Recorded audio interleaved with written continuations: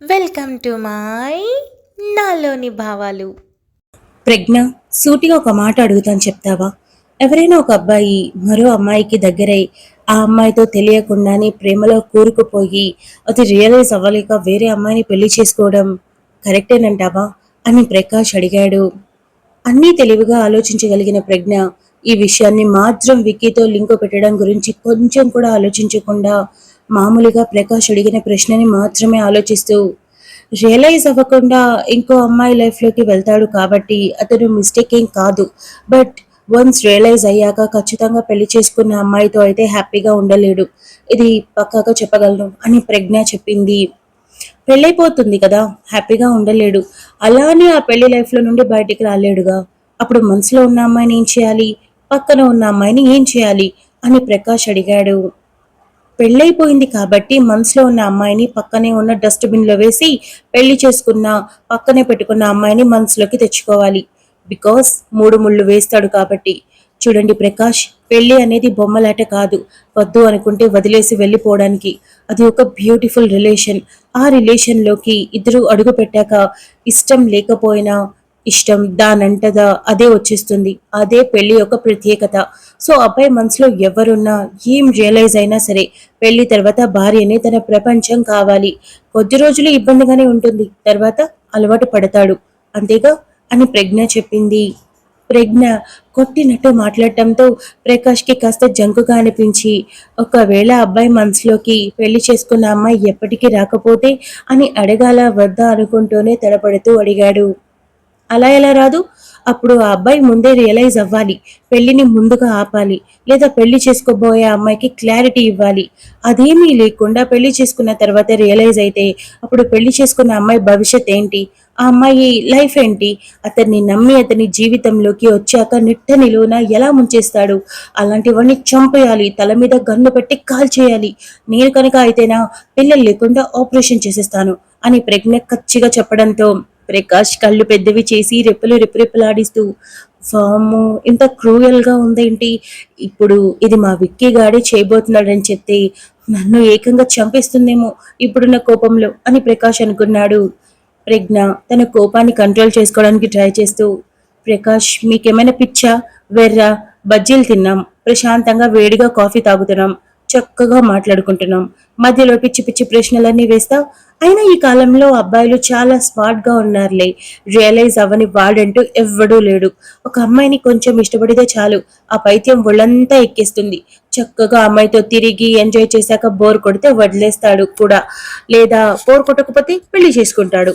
అంతేకాని రియలైజ్ అవ్వకుండా ఇష్టపడేలాంటి అబ్బాయిలు ఈ కాలంలో లేరులే. అదంతా 90s, 80s లో జరిగిన లవ్ స్టోరీస్. సో అలాంటి లవ్ స్టోరీస్ అన్ని ఇప్పుడు ఎగ్జిట్ అయిపోయాయి. అలాంటి అబ్బాయిలు కూడా లేరు కాబట్టి మనం మాట్లాడుకోవడం వేస్ట్.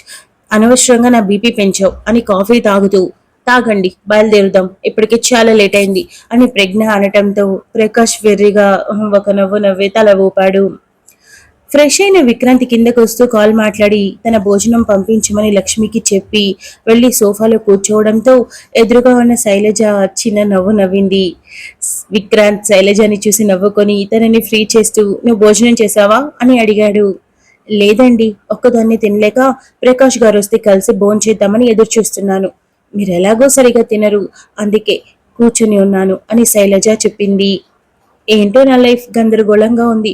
ఒక పక్క ఆఫీస్కి వెళ్ళబోతున్నాను, త్వరలో నేషనల్స్ రాబోతున్నాయి, ఆ తర్వాత పెళ్లి అని తల కొట్టుకోవడంతో శైలజ విక్రాంత్ వైపు చూస్తూ ఎందుకండి అలా అంటారు, అన్నీ మీ జీవితంలో చాలా చక్కగా నడుస్తున్నాయి అని చెప్పింది. నడుస్తున్నాయి కాదు, పరిగెడుతున్నాయి అని విక్రాంత్ నిరాశ నిస్పృహలతో చెప్పాడు. చూడండి, మీ కంపెనీకి మీరు వెళ్ళబోతున్నారు, గౌరవం దక్కుతుంది. రేపు నేషనల్స్ లో గెలిస్తే మీ పేరు మారు మ్రోగిపోతుంది. ఇకపోతే పెళ్లితో మీ జీవితంలోకి ఒక మంచి అమ్మాయి అడుగు పెట్టబోతోంది. ఇంకెందుకండి తలబాదుకుంటారు అని శైలజ అడిగింది.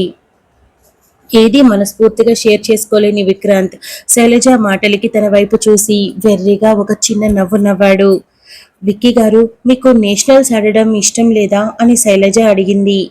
నాకు బాక్సింగ్ అంటే చాలా ఇష్టం. మొదట్లో ఇష్టంగా నేర్చుకున్నాను, ఇప్పటికీ ఇష్టంగానే నేర్చుకుంటున్నాను. కానీ ఎక్కడో ఆడాలి, గెలవాలి, ప్రైజ్ కొట్టాలి, అందరికీ మంచి పేరు తీసుకురావాలి ఈ ఉద్దేశంతో కాదు. బాక్సింగ్ నా లైఫ్లో ఒక పెద్ద స్ట్రెస్ బస్టర్. నన్ను పర్సనల్గా ఇష్టంతో నేర్చుకున్నాను. ఎవరి కోసమో దేనికోసమో కాదు. కానీ నాలో బాగా టాలెంట్ ఉందని మా డాడీ ఇటువైపు వదిలి నేషనల్స్ మెడల్స్ కొట్టమని ఫోర్స్ చేస్తున్నాడు. కానీ ఏదైతే నాకు స్ట్రెస్ బస్టర్లో ఉందో దాన్ని ప్రెషర్ లాగా మార్చేస్తున్నారు. అదే బాధగా ఉంది అని విక్రాంత్ అన్నాడు. ఓహో! మరి ఆఫీస్‌కి వెళ్ళడం అంటే ఎందుకు ఇష్టం లేదు? కేవలం మీకు ఐడెంటిటీ ఉండదు అందుకనా?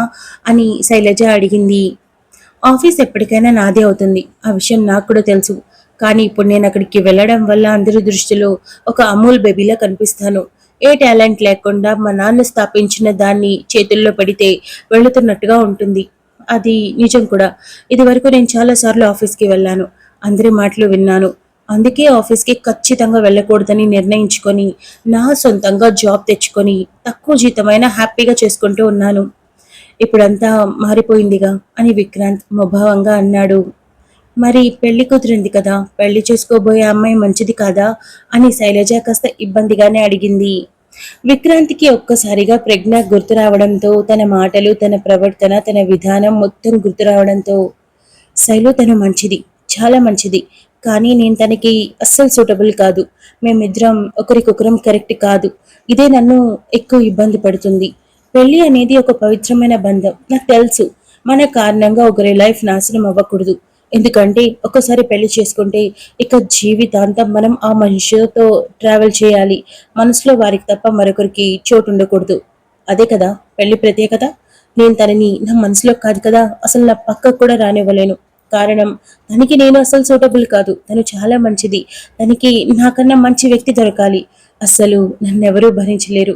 నేనెవరికీ అర్థం కాను. ఇదే ఇక్కడి సమస్య. ఈ పెళ్లిలో నేనే సమస్యని. ఆఖరికి ఇదంతా నీకు చెప్పినట్టు కూడా ఆ అమ్మాయి ముందు ఇదంతా చెప్పలేను. ఈ పెళ్లిని ఆపలేను. మా అమ్మ నాన్న కోసం వాళ్ళు చెప్పినట్టు ఇప్పటి వరకు తలాడిస్తూ ఎలా అయితే అన్నీ చేసుకుంటూ వచ్చానో, ఈ పెళ్లి కూడా అలాగే చేసుకోవాలి. కానీ ఎలా? అవతల వైపు ఉన్నది ఒక అమ్మాయి అని విక్రాంత్ అన్నాడు. శైలుకి ప్రజ్ఞ మంచితనం గురించి, తన లైఫ్ గురించి విక్రాంత్ స్ట్రగుల్ అవ్వడం చూసి తెలియకుండానే బాధ కలిగి కళ్ళల్లో కన్నీళ్లు రావటంతో వాటిని గొంతులో దిగమింగుతూ, విక్కీ గారు, మీరు అనవసరంగా ఎక్కువగా తికమక పడిపోతున్నారు.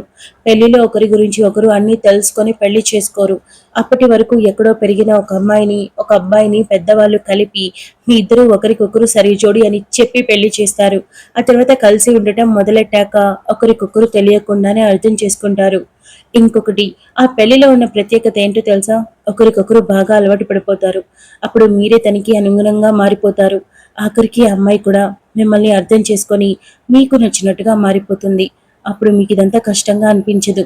ఆ అమ్మాయిని పెళ్లి చేసుకోవడం మీ అదృష్టమని అనుకుంటారు. ఇది ఖచ్చితంగా జరుగుతుంది. ఎక్కువగా ఆలోచించకండి, ప్రశాంతంగా ఉండండి.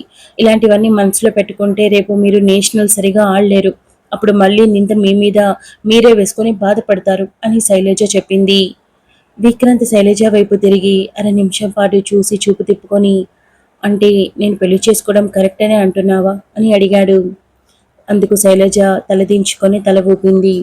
విక్రాంత్ లోపల చాలా టెన్షన్గా ఉండటంతో ఆ టెన్షన్తో తన కాళ్ళని అటు ఇటు ఊపుతూ కంగారుని తగ్గించుకునే ప్రయత్నం చేస్తూ, శైలు, నిన్నొక్క మాట అడుగుతాను, సమాధానం చెప్తావా అని అన్నాడు. శైలజ విక్రాంత్ తీరుని చూసి తనని కంగారు పెట్టబోయే ప్రశ్న ఖచ్చితంగా అడుగుతాడని అర్థమై ఊపిరి పీల్చుకొని, అడగండి అని అనింది. విక్రాంత్ అర నిమిషం పాటు సైలెంట్గా ఉండి శైలజ వైపు తిరిగి మాట్లాడబోయేంతలో, రేయ్, నువ్వు చాలా తొందరగా వచ్చేసావే అని ప్రకాష్ అంటూ లోపలికి వచ్చాడు. విక్రాంత్ గట్టిగా కళ్ళు మూసుకొని తెరిచి నవ్వుతూ, చాలాసేపు అయింది వచ్చి అని అన్నాడు. శైలజ వెంటనే లేచి హమ్మయ్య అని అనుకొని వెళ్ళి వాటర్ బాటిల్ తీసుకొచ్చి విక్రాంత్ పక్కన కూర్చున్న ప్రకాష్కి అందించింది. థ్యాంక్ యూ శైలు అని ప్రకాష్ చెప్పి మంచినీళ్ళు తాగి బాటిల్ పక్కన పెట్టి, బాగా అలసిపోయాను అని అన్నాడు. నేను వెళ్ళి స్విచ్ వేస్తాను. వేడి నీళ్లు తయారైపోతాయి కదా, మీరు స్నానం చేస్తే భోజనం చేద్దాం. నాకు బాగా ఆకలిగా ఉంది అని శైలజ చెప్పింది. మీరిద్దరూ భోజనం చేయలేకపోయారా? ఓ, వీడు డైట్లో ఉన్నాడు కదా అని ప్రకాష్ అన్నాడు. అవును, ఒక్కదాన్నే తినలేక ఎదురు చూస్తున్నాను. విక్కీ గారు కూడా ఇంటికి ఫోన్ చేసి భోజనం పంపమని చెప్పారు. ఆయన భోజనం కూడా వస్తే అందరం కలిసి తినచ్చు. ఇవాళ విగ్గు అన్నయ్య రాడా అని అడిగింది. వాడెప్పుడు వస్తాడో ఎప్పుడు రాడో వాడికి కూడా తెలియదు. ఇక మనకేం తెలుస్తుంది? ఇకపోతే అర్ధరాత్రిలో కాలింగ్ బెల్ మోగితే టెన్షన్ పడకు. ఖచ్చితంగా వాడే అవుతాడు, ఇది పక్కా. సరే, నువ్వు వెళ్ళి కాస్త స్విచ్ వేసేస్తావా? అలానే వంట కూడా కొంచెం వేడిగా కావాలి. భోజనం కొంచెం హాట్‌గా తినాలనిపిస్తుంది అని ప్రకాష్ చెప్పాడు. అలాగే అండి, భోజనం వేడిగానే ఉంది. వంటలో కొంచెం వేడి చేసేస్తాను అని చెప్పి శైలజ వెళ్ళింది. ఇప్పుడెందుకు శైలుని పంపించేశావు? ఏదైనా మాట్లాడాలా? అని విక్రాంత్ అడిగాడు. నువ్వు అందరినీ అర్థం చేసుకుంటావు, నువ్వు తప్ప అని ప్రకాష్ అన్నాడు. విషయం ఏంటి అని విక్రాంత్ అడిగాడు. ప్రజ్ఞని కలిశాను అని ప్రకాష్ జరిగింది మొత్తం చెప్పాడు. శ్రీ, కొంపతీసి చెప్పావా? అదే శైలు గురించి, లేదా నాకు పెళ్లి ఇష్టం లేదని చెప్పావా అని విక్రాంత్ ప్రకాష్ కంగారు చూసి అడిగాడు. లేదు, నీకు పెళ్లి ఇష్టం లేదని, ఇలా శైలుతో పెళ్ళైందని చెప్పడానికి ట్రై చేశాను. అంటే నీ గురించి కాకుండా వేరే ఎవరి స్టోరీలను చెప్పాను. వామ్మో, తను నా మీద ఎంతలా పడింది అంటే భయపడిపోయాను. నా వల్ల కాదు బాబు. ఇంకొకసారి కనీసం ప్రయత్నించడం కూడా ప్రయత్నించడు. ఏదోలాగా తాళి కట్టే క్షణం ముందుకైనా సరే ఈ పెళ్లి ఇష్టం లేదని చెప్పి ఆ అమ్మాయిని సేవ్ చేయి, నువ్వు సేవ్ అయిపో అని ప్రకాష్ అన్నాడు. ప్రకాష్, ప్రజ్ఞ చాలా మంచిదిరా, నేను అస్సలు సరిపోను తనకి ఇంకా చాలా మంచి వ్యక్తి రావాలి. తను కోరుకున్న ఎక్స్పెక్టేషన్స్ ఏవి నేను రీచ్ కాలేను అని విక్రాంత్ చెప్పాడు. ఎందుకురా ఎప్పుడూ నెగిటివ్గా మాట్లాడతావు? నీతో ఒక్కరోజు ఉంటే వాళ్ళు చాలా అదృష్టంగా ఫీల్ అవుతారు. నువ్వు ప్రతి ఒక్కరిని అర్థం చేసుకుంటావు, ఇబ్బంది పెట్టావు. నీకు నచ్చకపోయినా అవతల వాళ్ళ కోసం సర్దుకుని పోతావు. నీలాంటి వాడు అంత ఈజీగా ఎవరికి దొరకరు. శైలు అదృష్టం కాబట్టి తను అసలు ఏమీ చేయకుండానే సింపుల్గా నువ్వు తన లైఫ్లోకి వెళ్ళిపోయావు అని ప్రకాష్ అనడంతో విక్రాంత్ ప్రకాష్ వైపు చూశాడు. ఏంటలా చూస్తున్నావు అని ప్రకాష్ తానేం మాట్లాడాడో అర్థమై, దేవుడా, ఇప్పుడు వీడింతవరకు శైలజని ప్రేమిస్తున్న విషయం కూడా రియలైజ్ అవ్వలేదు. ఇప్పుడు అడిగితే ఏమంటాడు అని ప్రకాష్ అనుకుంటూ, విక్కీ ఒక మాట అడుగుతాను, సమాధానం చెప్తావా అని అన్నాడు. అడుగు అని విక్రాంత్ అన్నాడు. అంతలో స్విచ్ వేసిన శైలు వాళ్ళ ముందు నుండి కిచెన్లోకి వెళ్ళింది. ప్రకాష్ ఒక క్షణం ఆగి శైలు కిచెన్లోకి వెళ్ళిపోయాక, శైలు మీద నీ ఒపీనియన్ ఏంటి? నిన్న రాత్రి నేను విగ్గు అడిగినప్పుడు సమాధానం చెప్పావు కదా, అది కాదు నేను అడుగుతుంది. తనని పెళ్లి చేసుకున్నావు కదా, దాని మీద నీ ఒపీనియన్ ఏంటి? ఒక అమ్మాయిని డబ్బుకి మాట్లాడుకున్నావు, రూమ్కి తీసుకొచ్చుకున్నావు, అవసరం తీర్చుకున్నావు, పంపించేశావు, అయిపోయింది కదా. మరి తనని వెతుక్కుంటూ వెళ్ళి వేరే వాడికి డబ్బులు కట్టి మరీ తనని ఆ చెరలోకి వెళ్ళనివ్వకుండా చేసి తన మెడలో 3 ముళ్ళు వేసి తన తమ్ముణ్ణి బాధ్యతగా తీసుకొని ఇలా తనని ఎక్కడుంటే అక్కడ పెట్టకుండా సేఫ్గా ఇలా నీకోసం పెళ్ళయ్యాక ఉంచడానికి ఇచ్చిన ఇంట్లో పెట్టడానికి కారణం ఏంటి అని ప్రకాష్ అడిగాడు. విక్రాంత్ అలాగే చూడటంతో ప్రకాష్ చూస్తూ, సమాధానం చెప్పు, మనసులో ఏదో ఒకటి ఉంటుంది కదా, ఏదైనా పని చేసే ముందు 1కి 100 సార్లు ఆలోచిస్తావు కదా, మరి దీని గురించి ఏం ఆలోచించి నిర్ణయం తీసుకున్నావు? అంటే తనని పెళ్లి చేసుకుంది కేవలం అవసరానికేనా? అంటే ప్రతిసారి డబ్బులు ఇచ్చి పిలిస్తే తప్పుగా ఉంటుంది కాబట్టి ఈ విధంగా తనని లాక్ చేసావా? అంటే తను కేవలం నీ దగ్గరికి మొదటిసారి వచ్చింది కాబట్టి అని ప్రకాష్ మాట్లాడబోతూ ఉండగా, నోరు మూస్తావా, పిచ్చి పిచ్చిగా మాట్లాడకు అని విక్రాంత్ లేచి బయటికి వెళ్లటంతో ప్రకాష్ లేచి విక్కీ వెనకే బయటికి వెళ్ళాడు. ఎందుకురా సమాధానం చెప్పకుండా వచ్చేసావు? ఎప్పుడైనా నేనేమైనా అడిగితే ఇలా చిరాకు పడ్డావా? కానీ శైలు గురించి మాట్లాడితే మాత్రం ఎందుకు నా విషయంలో అంత చిరాకు పడుతున్నావు? స్ట్రైట్గా అడుగుతున్నాను, సమాధానం చెప్పలేకపోతున్నావా? అదే నా కారణం, లేక ఇంకేదైనా ఉందా అని ప్రకాష్ అడిగాడు. విక్రాంత్ సైలెంట్గా ఉండడంతో ప్రకాష్ ముందుకు వెళ్ళి నిలబడి, చూడు విక్కీ, నీ మనసులో ఏముందో నేను తెలుసుకోవాలనుకుంటున్నాను. నీ లైఫ్కి సంబంధించిన ప్రతి విషయం నాకు తెలుసు, నాకు మాత్రమే బాగా తెలుసు. అలాంటిది శైలు విషయంలో నువ్వేం ఫీల్ అవుతున్నావు అన్నది నాకు అస్సలు అర్థం కావట్లేదు. బయటికి చేసేదంతా ఒకలా ఉంది, నీ మనసులో ఇంకోలా ఉన్నట్టుంది. అది ఏంటన్నది తెలియడం లేదు. నాకు ఖచ్చితంగా ఒక క్లారిటీ కావాలి. లేదు, నీ పర్సనల్ విషయాల్లో నేను ఇన్వాల్వ్ కాకూడదంటే చెప్పు. ఇక మీద ఏం మాట్లాడను, మౌనంగా ఉండిపోతాను, ఒక నార్మల్ ఫ్రెండ్ లాగా అని ప్రకాష్ చెప్తూ ఉండగానే, నాకు శైలు అంటే చాలా ఇష్టం అని విక్రాంత్ చెప్పాడు. Thank you so much for listening guys. Update నచ్చినట్టయితే లైక్ చేయండి, షేర్ చేయండి, కమెంట్ చేయండి, అలానే సబ్స్క్రైబ్ చేసుకోండి.